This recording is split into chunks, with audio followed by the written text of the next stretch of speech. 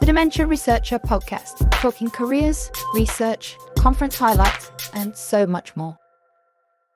Hello and welcome to the Dementia Researcher podcast. I'm Dr Robyn Dowlen and it's my absolute pleasure to be guest hosting today's show. In this episode, we'll be exploring the beautiful intersections where music, arts and inclusivity meet, and how they transform the experiences of those living with dementia. Joining me are three fantastic guests who've been at the forefront of weaving dementia-friendly initiatives into the rich tapestry of the arts. So we have Holly Marland, who has enriched lives through her commitment to community music projects. Dr Andy Northcott from the University of West London, bringing us insights from academia on the impact of the arts and opera. And Liv McLennan from Sounds Better Community Interest Company, an innovator known for her work in using music as a bridge to memory and joy. Together, we'll uncover the stories behind their inspiring projects, from festivals to operas, and discuss how they're crafting spaces where every note opens doors to accessibility and understanding. And before we get started, just to tell you a little bit about me as well, I'm a researcher at the University of Manchester. And in my work, I look at how we understand and capture the in the moment musical experiences of people with dementia. But that's enough from me. Let's meet our guests.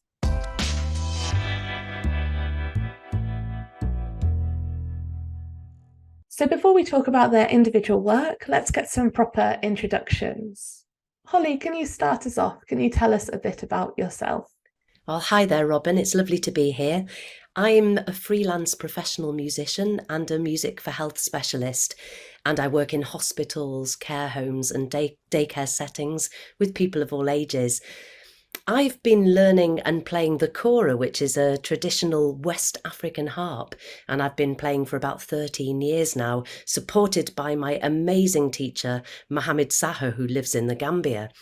And I started my musical journey on the piano and in the local church choir, and I've always written music, and I've always felt that I wanted to bridge the performer-audience divide, which I felt was always a culturally imposed thing.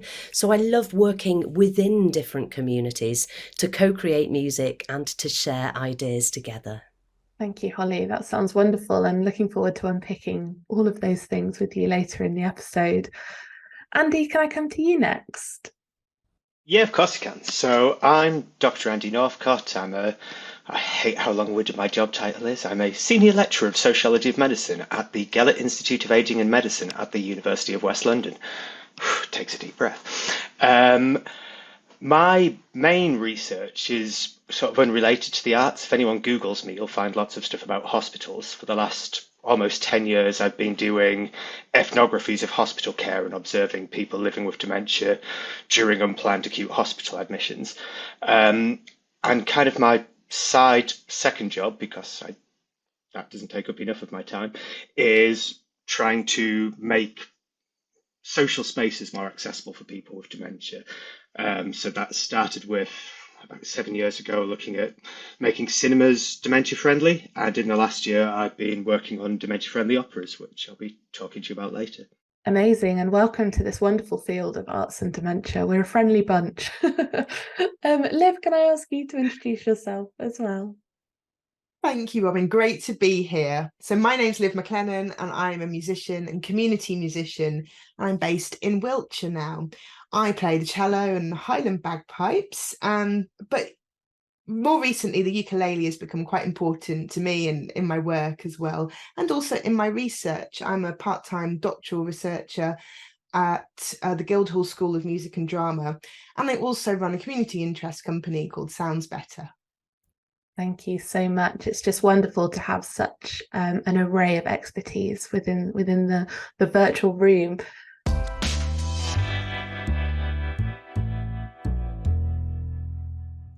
Okay, I think it's time that we heard a bit more about your individual work. So Andy, if I come to you first, I know opera isn't your first look into dementia, but I'd love to hear about how that came about. How have you become immersed in this area?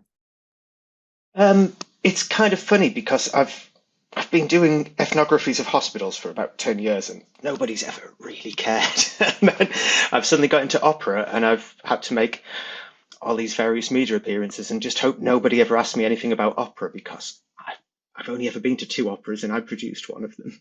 It's I kind of looked into being able to put on a dementia friendly opera in that I'm friends with people who run an opera company in Wiltshire, so probably not far from where Liv is, the music troupe with Edward Lambert. And just sort of over dinner, we were talking about him looking for new audiences. And I suggested, well, have you thought about doing dementia friendly performances? And sort of from there, and probably a glass of wine too many, this escalated. And before you know it, we were putting on a production.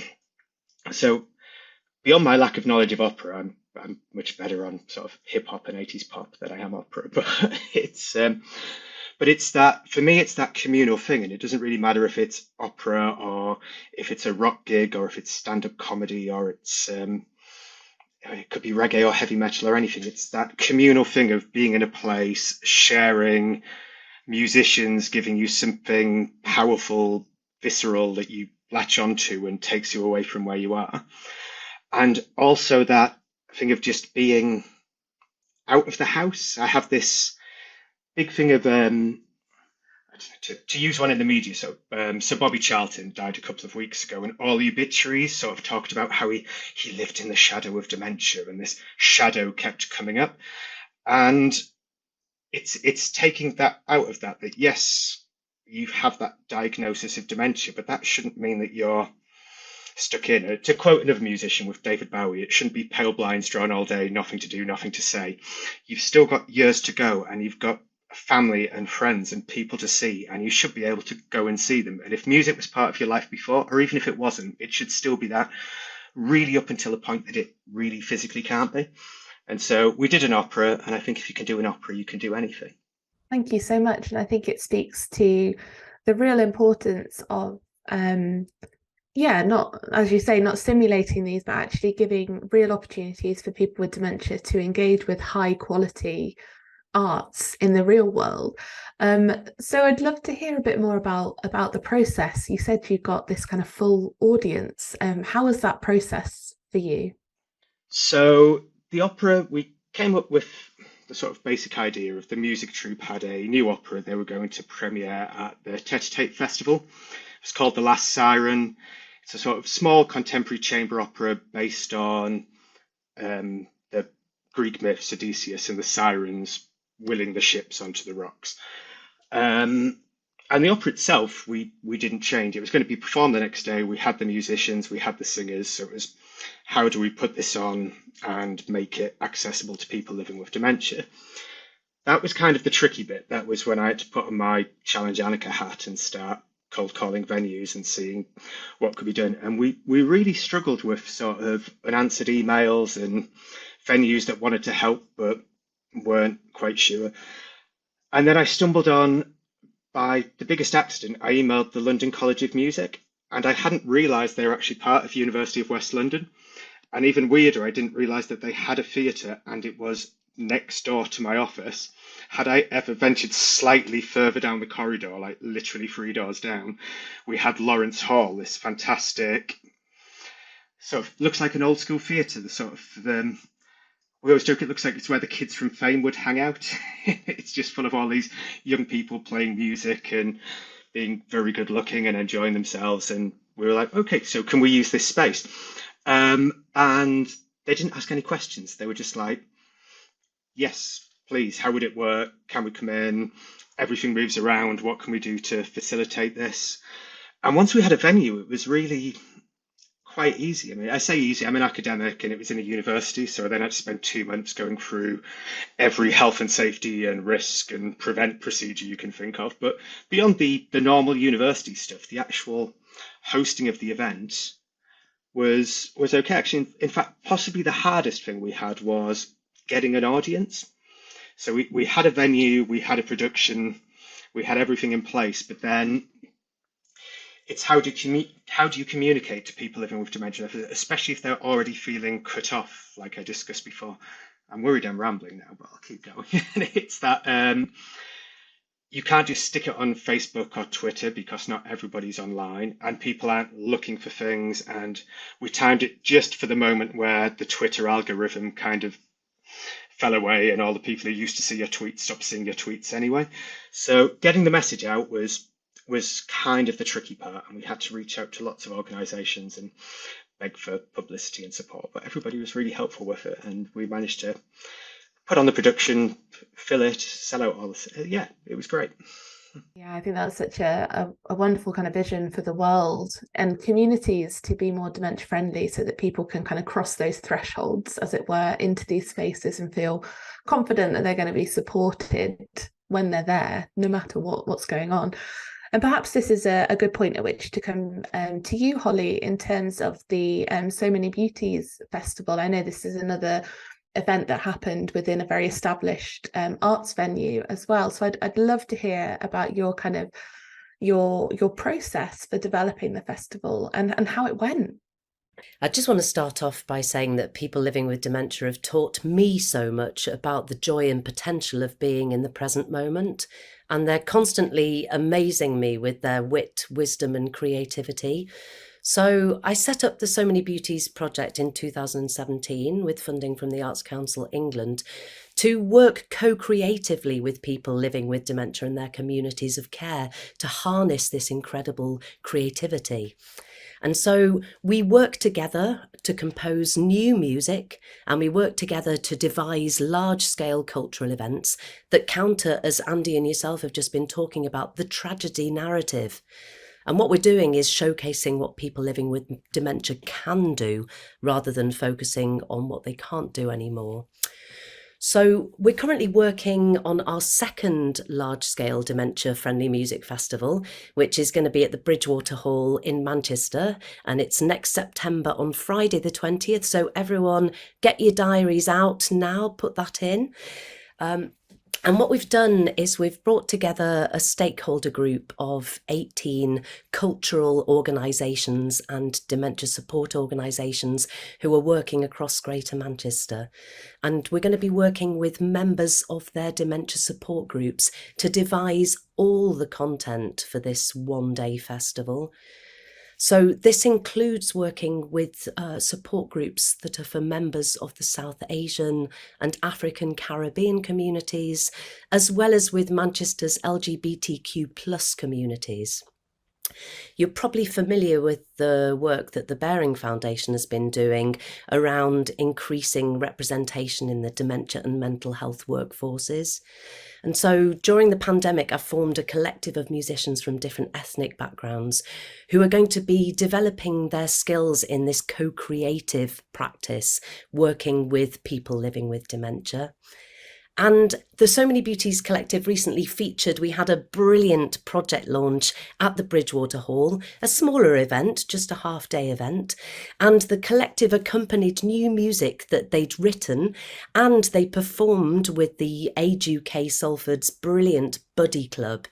And we were so pleased to see the audience, who were a complete mix of people living with dementia. We had 4 different dementia support groups come. We had researchers, we had strategic decision makers from Manchester City Council, and everyone was just really positive about this intercultural, co-created programme premiere.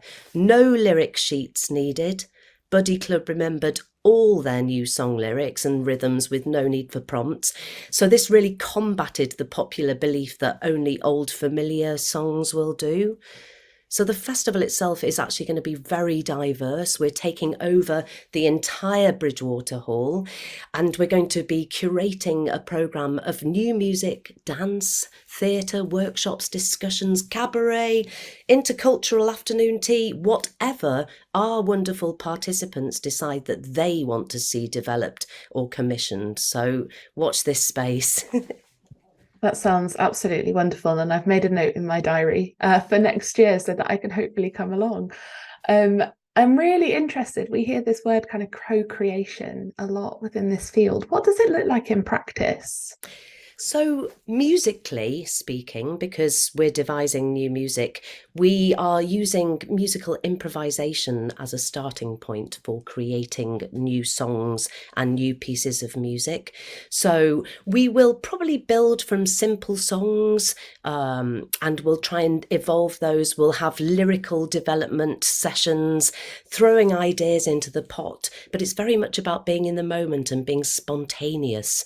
We don't want people to feel hindered. If they say, I don't know, that becomes a song lyric. You're validating everybody's responses, and this enables people's creativity to come tumbling out. So musical improvisation, we use small handheld tuned and untuned percussion instruments as the impetus for creating rhythms and melodies. And then we weave this all together into something that is a high quality piece of public art.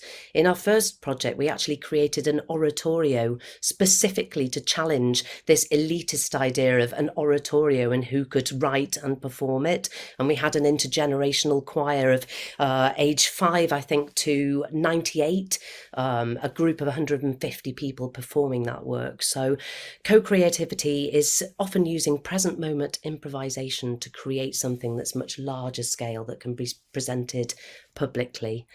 But we're also doing co-creation around evaluation tools as well. I think there's a saying, I'm not sure of the exact wording, nothing for us without us. Everything that is being developed for people living with dementia should be developed with people living with dementia. So this co-creation comes into play. Even with the project inception for this festival, we actually spoke to people living with dementia about what they wanted. That's fantastic. And I think it kind of speaks to some of what Andy was saying as well. We're kind of looking at involvement and participation in the arts through this kind of lens of citizenship, as it were. It's creating spaces where people can have their voices heard and feeling listened to within the process. I think is incredibly important in a dementia context, because so many decisions get taken away from people. So maybe this is a good point, Liv, to bring you in and your work with people. Could you tell us a bit about Sounds Better as the organisation, and how you're approaching using creativity and music and arts with people? So Sounds Better grew out of a collective of freelancers, actually, and we just wanted a bit more control over our work and being able to set up things in our local communities. It's really important to us to really live and work and be based and to work with the people we live alongside. So I'm based in Wiltshire. One of my colleagues is based in London, and we have projects in our communities. So our work with people with dementia is focused in Wiltshire. And one of the challenges that we really face in Wiltshire is that it's a very rural county, and there are so many issues around that. There's transport, there's isolation, all of these things that aren't easily rectified. Bigger cities obviously have their own issues too, but the challenge of rural living. Our dementia work is based in a little village called Downton, and it kind of has echoes of what both Holly and Andy were saying, is that we work alongside and with people and very much try and shape the group as to what they want to do. Music is at its core, and it started off as a kind of pure music project, one where we sang songs that were familiar, did pieces of music that were familiar, but also wrote our own based on our own experiences of life and our memories. So we've got kind of more than an album's worth that I'd love to get recording. But at the moment, we are working towards a mini performance. It's very much on a very small scale, nothing compared to Holly's amazing festivals, but we are going to be part of a Christmas tree festival in Salisbury, which is really exciting for me. We're writing our own Christmas carol. But because our group also works with people with other health conditions, we're bringing them together. They are writing parts of the Christmas carol together. We're going to have a practice, and then we'll perform together as well. So we're connecting people across different health conditions, different communities as well. So we see as our music and our music making, and it's all participatory and I suppose co-created. I do shy away from that term a little bit, but we work with people. To try, that's the bridge really. Music is the bridge to bring people together, and it's so lovely to hear about the intergenerational work and the opera work as well, and just see how so many different forms of music and musicking and different styles can just bring people together. So in essence, it's music with people and music to bridge any divides that might be there.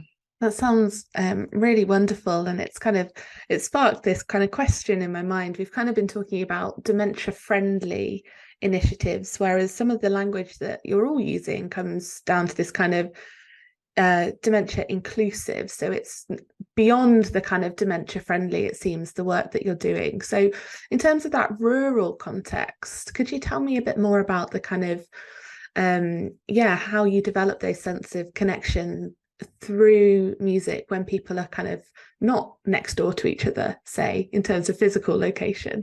Good question. It's around experience, I think, and life experience. And what you find when you get people in a room together, no matter where they're from or where they live, there's always a commonality, and that's obviously our humanness, but we have experiences that we can draw on that are probably similar to someone sat next to us, whether that's travel or whether that's having a family, or throughout the life course, there are things that connect us.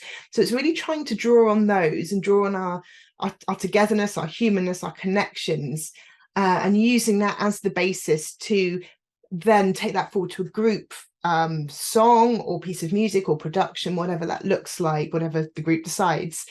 So we're kind of going from individuals to a group, really kind of using that that sense of relationship and relational music making to bring people together.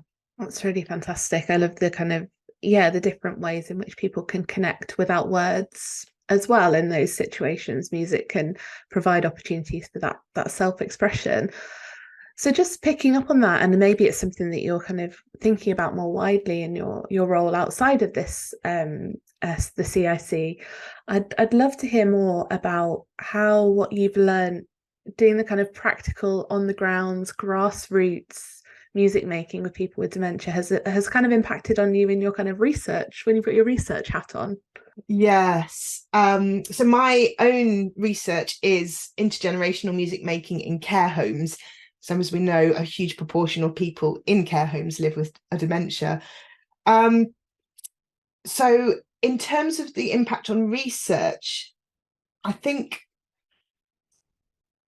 the way I see it is that it has to be meaningful for the people taking part, the subjects, I suppose, or mine's practice research. So actually I take everything from my practice and it becomes my research when I'm in that kind of project context anyway. So it is things, like ensuring that everyone understands what we're doing, that everyone can participate to a level that they are comfortable with if they choose to and if they want to. The ability to say no and withdraw, absolutely fine with that. So all those kind of underpinning values that I have as a practitioner, I take into my research as well. And I think one of the things that I find interesting when people talk about doing the ethics form and that kind of thing, well, for me that's absolutely common sense, and it's just I have to put it in slightly different language for my ethics form, but I'm like, well, this is what I do every day. And it always surprises me when people aren't working in that way, in that inclusive, in that mindful way about other people. So yeah, it's that kind of taking those values, those underpinning values of social justice and inclusion, and really being intrigued about other people and then transferring that exactly into my research. Absolutely fascinating, and resonates a lot with I'm sure both Holly and Andy as well, in terms of the work that they've been doing. I'm really interested, just as kind of a broad question, and I can come to you each in turn about this, but obviously we've talked about the kind of the process of it happening, but I'm just interested to know what was your biggest kind of takeaway at this moment in time from a recent project or something like that, something that's just stood out to you in terms of the impacts that this work can have on people with dementia. So maybe Holly, if I come to you first. Crikey, I've got a takeaway bag the size of the moon. But I think it was people's responses to hearing different types of music. When I worked with members of the collective, we took a wonderful Egyptian musician, Mina Salama, brought all his incredible ouds and ney flutes and all these sounds that people might have heard on film soundtracks, but they'd never actually experienced close to. And to see the delight and intrigue of predominantly white British group that we were working with in hearing sounds from other cultures and the gospel music, the Turkish song, and just how that sparked conversations around intercultural collaboration. And I think that's something that our world needs so much at the moment. So this open dialogue, as you were saying, Liv, this sort of interest and appreciation for each other's cultural differences, as well as our human similarities.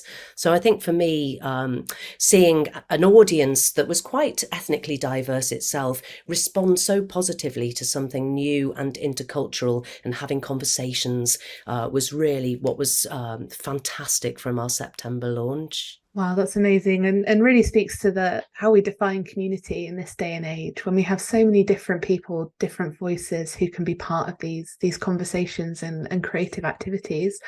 How about you, Andy? What's your kind of biggest thing that you've taken away in terms of the impacts? The key takeaway you always take away is kind of what you just said. It's when you witness the power that music has on an audience, and an audience living with dementia is no different to any other audience, that they're taken to another place while that's happening. I think the biggest takeaway I've had from putting on events is getting over. So we talk about making things dementia friendly, and you have all these things around risk and things, and you have to go through all of this. Okay, so we're going to have a quiet space over here, we're going to signpost the toilets, we're going to make sure this happens, and if this happens we can do it.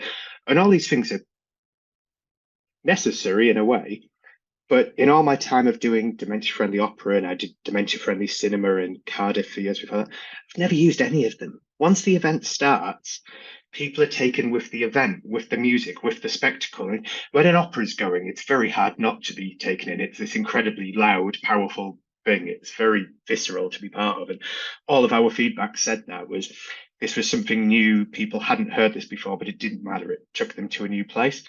But then when everyone's left, you have all the people from the venue, all the people that you've given the sort of swift dementia-friendly training, and the volunteers, and they're all thinking, well, I didn't need to be here. And you go, well, you did need to be here, but you were a safety net that we never really needed. And that says something about why aren't more events dementia accessible? Because when we make these things dementia accessible, we don't really use any of the dementia accessible stuff anyway. It's just sort of there just in case. Yeah, that's really interesting, and I'll tie a bit into a question that I've got to kind of round us off in a few minutes. But Liv, I was just wondering if you had any kind of key takeaways from this type of way, this way of working. I think because my work is participatory rather than focused on a performance, we don't have an audience in the same way, although we're all performers and all audience, and there's all kind of underlying theories around that. But I kind of just made a little note for myself there, but we have different ways of knowing as people, and we have different ways of being as well. And I think the way my work, or any kind of music related work in dementia, it enables those different ways of knowing and different ways of being to really come to the fore. And because it's relational as well, people can relate to others in a different way. And also it can help reconnect people. So we have a person living dementia and their care partners or care team, things can get quite tough, and it is a way of reconnecting them to kind of get to their essence, and to see people in either a different way, or to be reminded of the person that they fell in love with, or that they grew up with, whatever that relationship is. And that is so powerful, and it can help to give people the resilience and the strength to carry on another week in a caring role, for example, because that can be quite tough. So yeah, just that way of connecting and a different way of being with someone else is so important, particularly with the challenges that dementia can bring as well. Absolutely. And I think between the three of you, you have such a wealth of kind of I guess it's embodied expertise in terms of how you're working with these people, but also the kind of practical skills, knowledge, experience to be able to facilitate things like this. So I know in the kind of broader dementia landscape, there are more and more initiatives that are looking to become dementia friendly, dementia inclusive. So I guess one of my questions to you is to kind of flip it on its head, and maybe Andy, this is something you might want to jump in on in terms of accessibility in the first instance, is what makes an arts venue, place, space dementia friendly for this work to happen in? What needs to be put in place to allow for the successes that you've observed? Most places are accessible and wheelchair accessible and everything else. I think an issue we have with venues is the assumption that a person living with dementia is living in a care home, is not able to move around independently, and it forgets all those stages from diagnosis through to there is a group of people living with dementia, with advanced dementia, that perhaps it would be a challenge to move into a venue because of mobility issues. But that's a very small section of late stage people living with dementia.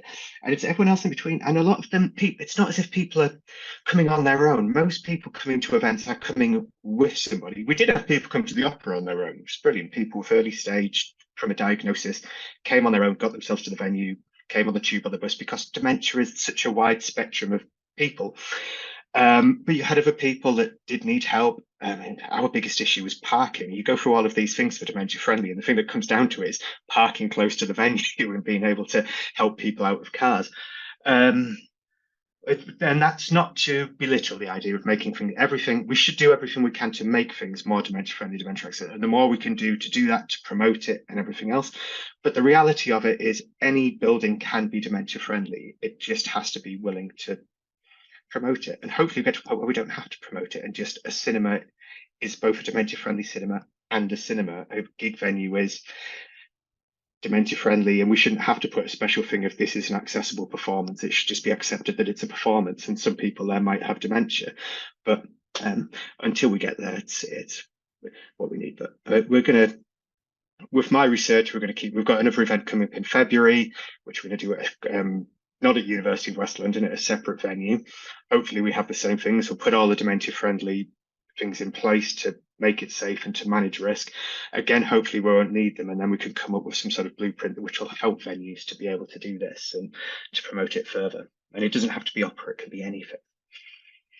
I think that's fantastic, and I think you've highlighted such an important point in terms of the assumptions of others are often the biggest barriers in terms of whether someone can or can't access something. I mean, in my own research work, it tends to be things like automatic taps and things like that are the things that people pick up on when they're auditing a space like this. And so it's actually the performance itself being as inclusive as possible, and then just putting stuff around it to make it and there's parts, I know in my other research with my hospital hat on, there's a big thing to make hospitals dementia friendly. There was this big thing to paint toilet doors yellow, and I was thinking, unless toilet doors are yellow at their house, why would yellow mean toilet? So sometimes we push things too far and forget that a toilet's a toilet, and the toilet at the venue, as long as there's a sign saying to. Anyway, I'm wittering now. I'll let you move on to everyone else.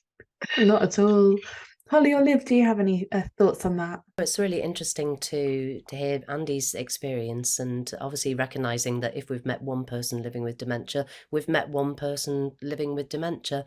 I think what we tried to do with the way we ran the festival was to curate the experience so that it wasn't an overload from the get-go. So as soon as people arrived, we thought about how to make the space tranquil and able to orientate yourself in the space by having live harp music, just to settle people down.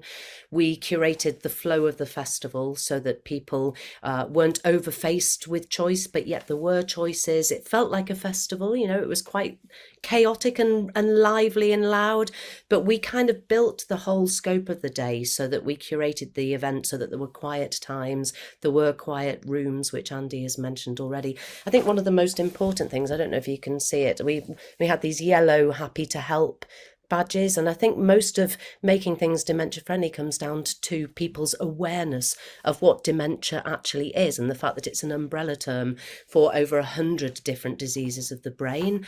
And I think it is helpful for people to know that people's visuals can be impaired through certain types of dementia. So they might see something on the floor if the carpet's got some dark flooring, they may see it as a whole. So just to have people on hand who are aware of these things, who can guide people and help them on a human level. I think Andy's quite right. Signposting with yellow signs and all this kind of stuff is all very well and good, but what it comes down to is people guiding and making people feel comfortable in the space, which is what we were very careful to do. And we did work with the Bridgewater Hall's venue staff. We created a package that was drawing from some of the Alzheimer's dementia friendly awareness sessions, but we also made it music specific. How can you help somebody? Don't tower over them, consider bringing yourself to eye level with somebody, especially if they're in a wheelchair, to talk to them rather than towering over them. Just these tiny little details of human interrelation can make a massive impact on whether an event is inclusive or not. You put that much better than me, Holly. Thank you. Not at all. I just paraphrased you wildly. Thank you so much. Liv, did you have any thoughts on this? I do fully agree with Holly and Andy, and it is just the ways of being a venue staff, really, because a building is a building and there are little things you can do, but lighting or having it at a particular time of day that might be more useful. But actually it is, the people and how they support other people, regardless of a diagnosis or not, and accepting people for who they are when they walk in and not trying to put expectations, behavior or otherwise onto those people. I think that's a way to kind of be dementia friendly, is to accept that people with dementia, they behave as all humans do. We all behave differently, and accept that, and that's okay. We can be ourselves in the space, that welcoming, inclusive space. Absolutely, so well said. And honestly, I could talk about this for a lot longer than we have available to us today, but I just have one final question about the kind of so many of our listeners will be early career researchers or perhaps practice-based researchers like yourself, Liv, and they'll be wanting to organise events like this or work with communities. So I just really wanted to pick your brains, maybe a 1 or 2 sentence answer about what your hopes are for research or practice in this space going forwards. Holly, maybe I'll start with you. I would be really keen for researchers to address the current underrepresentation of people from different ethnic communities in the research story. And I think the most important way is not to make assumptions. We've talked about assumptions before. I think to go out and see good practice, go and talk to organisations like Touchstone in Leeds, who are really paving the way for fantastic provision for their BME communities. Go out and observe and listen to before you make any decisions on what your research questions are going to be, and really try and listen to and understand people who come from different cultural backgrounds. That's so important. Thank you, Holly. And Liv? Good question. I think for me, as a community musician practice researcher, it would be about how community music works in this space. So we have a lot of what are the outcomes, what are the benefits, yada, yada, yada. What actually happens? We can't articulate, we're not articulating that in research. And it's not about, oh yes, it's this welcome song and that goodbye song. What are those processes? What actually happens? What underpins our sessions with people with dementia? So I'm very intrigued about that. What happens in rooms to get to these outcomes, benefits? So if anyone else wants to help me take on that mantle, let's chat. Yeah, that's absolutely music to my ears, Liv. Andy, what would you say about this? If I was speaking directly to early career researchers, and if you've got an idea for an event, my advice would be go out there and do it. Go and speak to the local theatre, the local cinema, a local bar. Go and speak to local groups of people living with dementia and put on the event. Just go and do it. This is your chances to almost do something outside of the boundaries and rigors of academia. You don't need peer review for this. You don't need to apply for funding that, even though your idea is brilliant, only 10% of people are going to get that. And all of those irritants sort of harms early career academia. You don't need your supervisor's permission. You just need to think of what you want to do and then go out there and set it up. And it might be something that you want to do that you think other people will enjoy, and then just be ready that they might not enjoy it. Or it might be something that you want to co-produce with people living with dementia, and you can go and speak to them. And then all those things that we talk about as being really difficult, of building up networks of diverse people living with dementia, you'll have found a shortcut to do it because you've had an audience, you've spoken to them, you know what they like. It will not only help you and it will help people living with dementia, but it will help your research, it will help your networks, it helps everybody. So go out and do it. Do an event. Everyone should do it. Oh, well, hopefully we've had some people very inspired by what's been said during this episode, and we'll have some more events cropping up in the future. I'll certainly be keeping an eye out for them myself.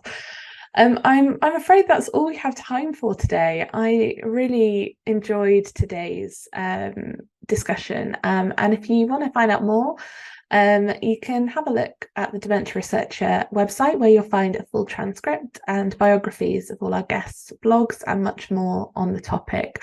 So I'd just like to extend my thanks to our incredible guests today, Liv McLennan, Holly Marland, and Andy Northcott.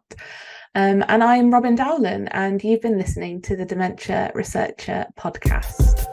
The Dementia Researcher podcast was brought to you by University College London with generous funding from the UK National Institute for Health Research, Alzheimer's Research UK, Alzheimer's Society, Alzheimer's Association, and Race Against Dementia. Please subscribe, leave us a review, and register on our website for full access to all our great resources. dementiaresearcher.nihr.ac.uk